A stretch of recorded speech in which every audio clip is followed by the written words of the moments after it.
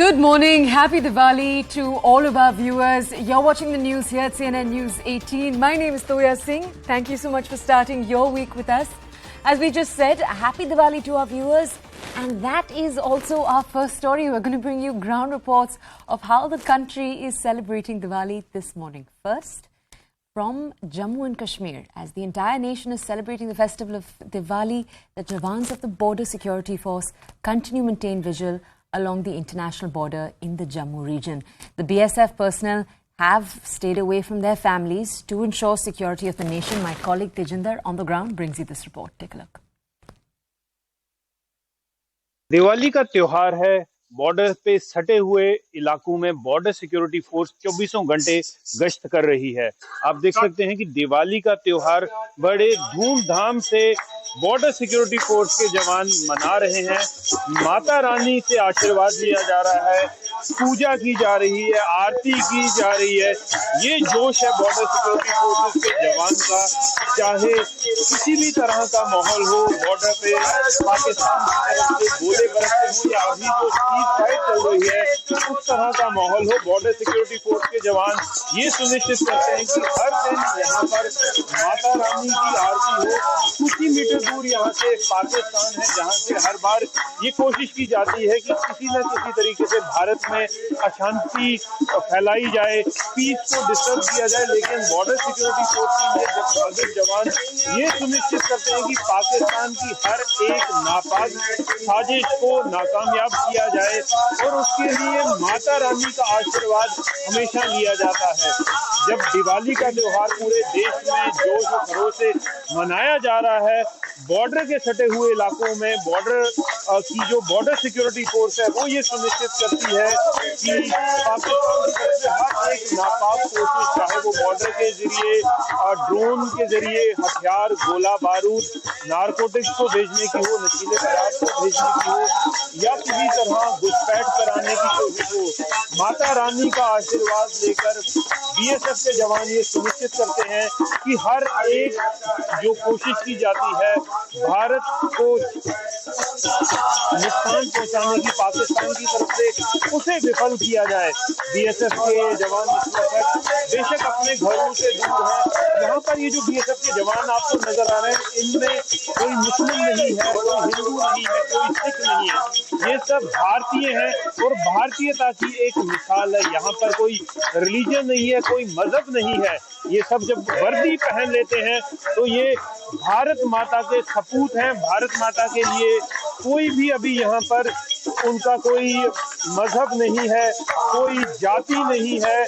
आप देख सकते हैं कि यहाँ पर हमारे गुलाम रसूल साहब हैं, इनसे बात करते हैं। रसूल साहब, आप भी भजन में हिस्सा ले रहे हैं, क्या मैसेज देना चाहेंगे लोगों को जो मजहब के नाम पे एक दूसरे को लड़ने के लिए मजहब के नाम पे बांटते हैं, उन लोगों को क्या मैसेज देंगे आप? तो जब ये बीएसएफ की वर्दी पहनी जाती है तो क्या कोई मजहब की सारी जो दीवारें हैं वो तोड़ के सब भारतीय बन जाते हैं? तो देखिए, यहाँ से ये मैसेज सबके लिए साफ है कि जब आपने ये वर्दी पहन ली तो कोई मजहब नहीं है, कोई जात नहीं है, सिर्फ भारत है और भारतीयता है। That report came to you from the north. Now we're moving over to West Bengal, where people thronged jewelry markets over the weekend on the occasion of Dhanteras. This is obviously marking the beginning of the 5-day Diwali festival. Today is obviously Diwali, but we're going over to the weekend where obviously Dhanteras marks the beginning of the 5-day festival of lights. It's considered an auspicious day to buy and bring in new metal items, especially metals like gold and silver. Our correspondent Shugata Mukhopadhyay brings you this report. Take a look. After 2 horrible years of the COVID pandemic, high-value sales of jewelry and ornaments, of precious metals and stones seems to have really picked up this Diwali and Dhanteras. Customers are happy at being able to once again exercise their purchasing powers, and business at branded jewelry stores like this one in the Baguihati area of Kolkata is definitely brisk. All in all, things are looking up at both sides of the sales counter ahead of the Festival of Lights, and that seems to be sending the much needed positive vibes in business as well as in life. For the pandemic from last 2 years, I'm not seeing a much difference. The crowd is very less. The store also used to be very closed, and now people are not wearing masks. They have come open, and obviously for that the store is too crowded, and people are very happy right now. For 2 years there is a pandemic situation and there was a lockdown is there, so business was totally down. But last 1 year we are getting good number of customers here, and we are expecting good number of business here, and we are expecting footfalls, good number of footfalls. 2 previous years we are going through a very pandemic situation, and that time actually my husband is a doctor, so I am very much know about the situation of the life and death risk. We are just separated the life and the death. We are presenting a very enormous and a very difficult situation. After recovering that situation, this is quite a joyful moment for this year. So I have come here. All right, now we're taking you from one side of the country over to the other, from West Bengal to Maharashtra. We're taking you to Mumbai, where the Dadar Bazaar is bustling with people who are shopping for the festival. The market is full of lights and colours after 2 years of a pandemic. My colleague Mihir Trivedi brings you this report. Take a look. I'm at Mumbai's Dadar market, and as you can see, it is buzzing with activity. Shopkeepers have decorated their stores in order to attract as many as customers as possible. That is also adding to the color and the light of Diwali, which is clearly a sign that there is a lot of hope this year as far as the festival is concerned, not forgetting the enthusiasm and the energy it brings in. But yes, as you can see, the markets are all ready to cater to customers, and people, though they have the option of buying online, are preferring to visit all these markets in order to buy those gifts for their loved ones, as well as essential items like diyas, lights, and all the things that is required to make Diwali a truly special one. हम लोग 2 साल से आए नहीं थे, लेकिन अभी हमको मिला, हमको बहुत अच्छा लग रहा है इधर आने के। हम लोग ड्रेस खरीदने वाले हैं, दीपक विपक खरीदेंगे, बच्चों की शॉपिंग करेंगे, तो हम लोग को बहुत अच्छा लग रहा है। 2 साल से घर में कैद थे, तो अभी यहाँ मार्केट में आके मार्केट की रौनक जो है बहुत अच्छी लग रही है। तो अभी हम पहुँचे हैं और हम पूरा दिन भर के शॉपिंग करने वाले हैं। हर तरह के जो दीपक है नए नए दिख रहे हैं, कंदिल है, तोरण है, हम अपने घर को डेकोरेट करने के लिए जो हमें लगेगा वो सामान हम खरीदने की कोशिश करेंगे। It's a overwhelming response, and the way people are enjoying, the traders, everyone, the people coming over here for purchasing, the hawkers, even the smallest people, everyone is in the festive mood like anything. Okay, we've brought you a report from the north, the east and the west of the country. Now moving down south, Tamil Nadu, where in Chennai, like in the rest of the country, after 2 years, markets are seeing a hustle and bustle. My colleague Purnima Murli brings you this report. This is from Chennai's T Nagar. Take a look. It's Diwali time and people are all ready to celebrate Diwali in a grand manner this time around, because for the last 2 years we've seen low-key celebrations in and around Chennai. This is the famous T Nagar, which is also the commercial hub, and the famous Ranganathan Street, where people throng the commercial hub every time it's Diwali season, and you can find tens of thousands of people thronging T Nagar every single day to buy clothes, to buy jewelry or to buy home appliances. And this is a crowd that we've seen in 2019, and now yet again in 2022, huge crowds, shoppers busy here shopping and buying for Diwali. And this is a scene that we are seeing over the last couple of days in the run-up to Diwali. Remember, the police officials have in fact ensured that there are no traffic snarls, because we've seen traffic snarls in the run-up to Diwali, and there have been a lot of restrictions in place to manage the traffic in and around T Nagar, because it's been very busy. Thousands thronging this place every single day for the last 2 weeks, and there have been 300 CCTV cameras installed.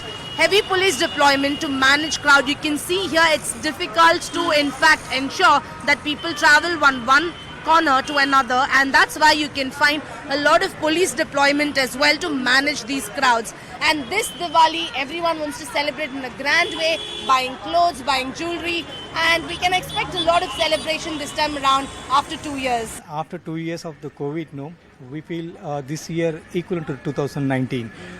We've seen the world come back, and the Diwali kushis are more, and this will make us so impressive. And hereafter, we may go in the forward way only. And I hope so. The wonderful collections has arrived in this year, because last 2 years, the weavers and everybody was suffered. And these years, and we will definitely, everyone will rock. And this Diwali is a real happy Diwali to us, all of us. Yes, last 2 years with peak COVID numbers, there were a lot of restrictions as well. So we couldn't step out, and due to the crowds. And now I think with the numbers very less, and not much of restrictions, I think this might be a very relaxed Diwali, like how it was previous of COVID. So yes, looking forward. All right, we bring you our reports every day from right here in Delhi. And we're now going to return to a familiar story for the capital. As Diwali celebrations continue, the national capital continues to struggle for cleaner airs. The air quality indices are blinking red across the city. As we speak right now, the Ghaziabad area is reporting hazardous air quality levels. Most parts of Delhi remain in the very unhealthy categories, which means that the AQI is right now between 201 and 300. What that means is that people with respiratory diseases such as asthma should avoid all outdoor exertion. You'll remember that in the last few days, the Delhi Environment Minister Gopal Rai took the step of banning the bursting of crackers across the city. Currently, there is a possible 6-month jail term also associated with it. But whether or not Delhiites decide to obey the rules, that remains the big question. Obviously, today too, we will get to see whether or not that takes place later in the night today. There's been much politics over this between the Aam Aadmi Party and the BJP. Later in the day, colleagues on the ground will check in. They'll bring us reports on what the air quality is like across the city. That's a report from Delhi. We're going to move on now.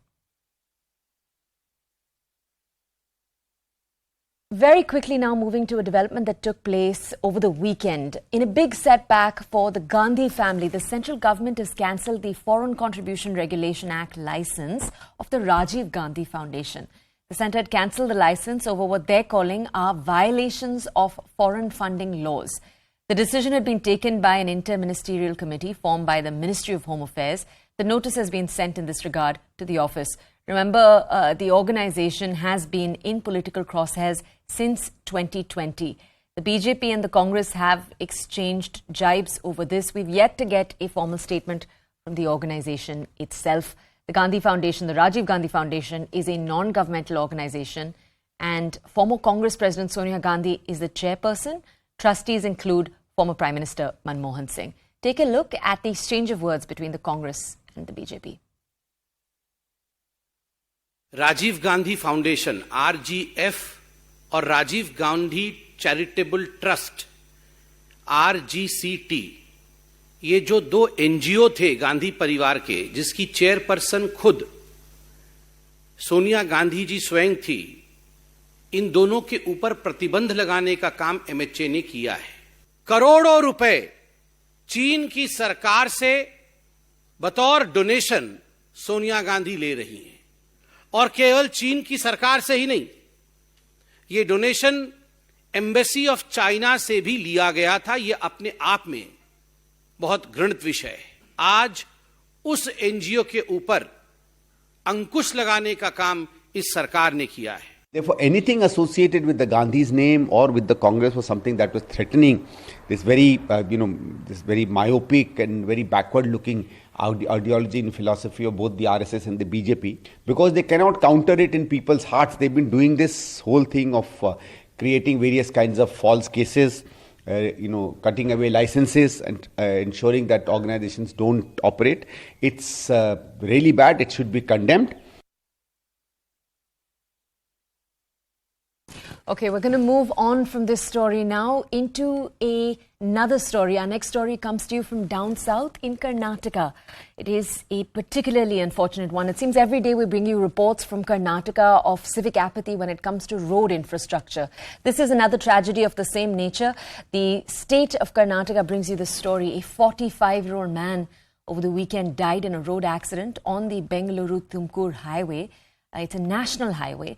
The victim has been identified as Thippeswamy. He was on his way to his hometown to celebrate Diwali. He was hit by a truck while trying to avoid a pothole on the highway in rural Bengaluru. The police has detained the truck driver. They've also registered a case against him.